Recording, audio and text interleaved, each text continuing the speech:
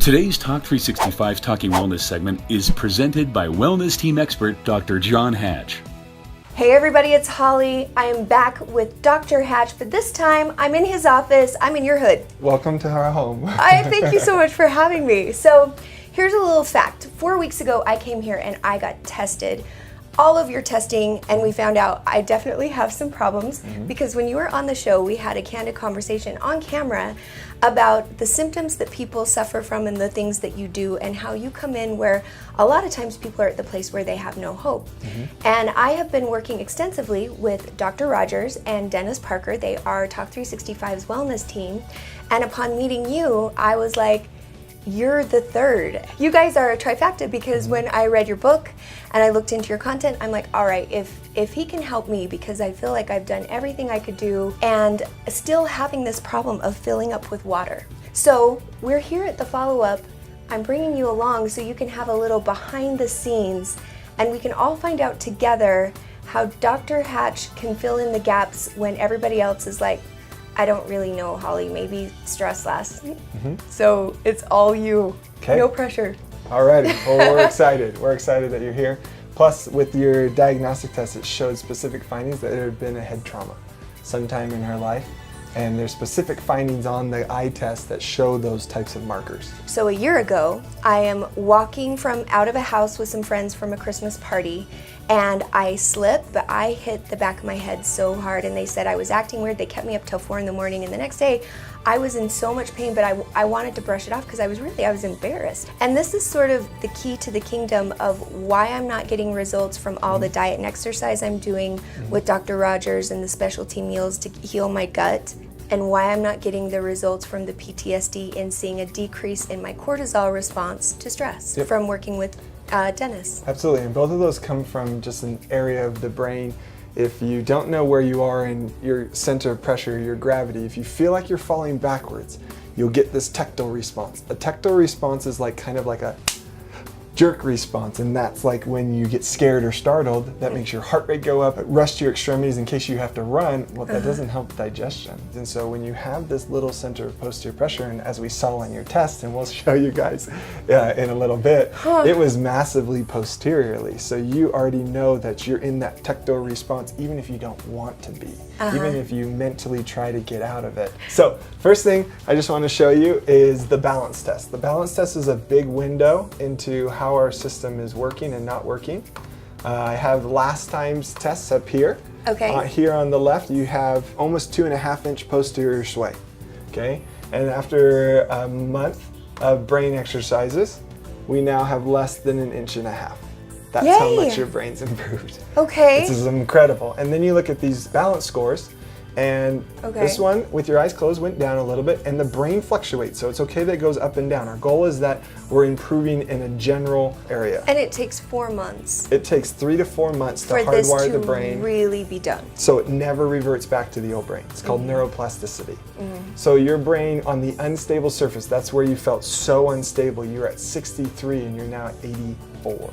The goal is 85. You have improved almost 20% in your balance stability scores on an unstable surface. So now that brain doesn't feel anxious or uneasy or other things because the body doesn't know where it is in space. It now starts to know, hey, if I get an unstable situation, that's fine for me. Explain to me how the concussion relates to this. Okay, so the concussion, once you've had a head trauma, alters where your center of pressure is versus where your actual center of pressure is. And that perceived versus actual is what causes our brain to be able to adapt or not adapt. Some people get head traumas and it stays in alignment and it's no problem. It's the ones that it gets off and no one correlates why someone gets an tactile response or an anxiety response or a fight or flight response because of a possible head trauma. Here, you felt so unstable every time you were on anything unstable. So every time you fly and travel, you'll get swelling more, or you'll... So much swelling. So the swelling makes sense to you. The swelling makes perfect sense to us. And so then here, when your head was, with your eyes closed, you were at 75%, it went up to 77.8. And our goal is just 80. So of these markers that all 4 of them, none of them you were in normal ranges, you now have 2 of them that are in normal range and 2 that are just on the cusp of making it. So as you're developing, we're improving your brain, but hey, we still have a weakness in another area. So it tells us, hey, as you improve this, we need to improve this. This is why we stay consistent for those 3-4 months and altering your brain, and no two brains are the same. I have to tell you, no two brains are the same. We have to make changes as your brain adapts. But then here, with your head to the left, you went from 73 to 80. So that means with your eyes closed and your head to the left, you're more stable than you are with your eyes open. But 5 of the 8 diagnostic tests got better. So now your ability to handle stress just went from maybe 6 hours of work to now 8 hours. It's something that can't be necessarily measured because people aren't aware of it. But your brain can take 10 times the amount of stress that it could before, so to speak. Oh, I'm almost superhuman. Look out. Yeah, look out.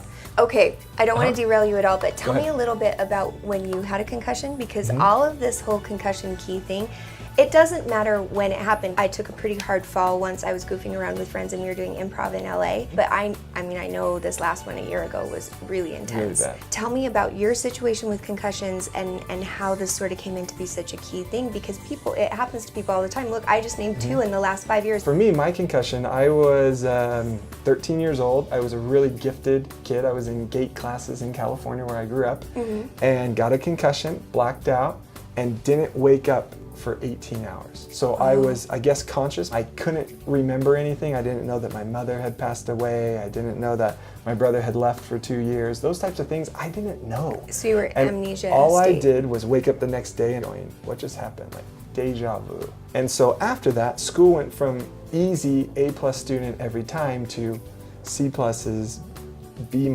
really struggled in school. Wow. And it wasn't until I left the country and learned a language that developed a part of my brain that was most traumatized in my head trauma. My temporal lobe is where my damage was. So recall, long-term memory, all of those things weren't working. And after learning the language, it reconnected pathways, and I came back and was a 4.0 student back in college. Wow. So it was really incredible, but then what happened is I stopped studying the language and my brain started to go back down. I got into school, started studying this, started applying these exercises to my own brain, and now school's much, much easier. Wow. And these head traumas can be seen 20, 30 years later. And each concussion, if not repaired, gets worse. And the research shows now that head trauma is the #1 cause of leaky gut. So where in the brain gets injured that causes the leaky gut? Is it anywhere? Most of the time it's the brainstem. Okay, most of the So it's time is that back of your- brainstem that controls all of the regulation of your heart and your gut, peristalsis and rest and digest. That gets rotated and it's like wringing out a towel. So those integrators get split up and start firing spontaneously. And at the same time, when you have a head trauma, you create swelling or you create activation of glial cells, and so that makes the brain inflamed.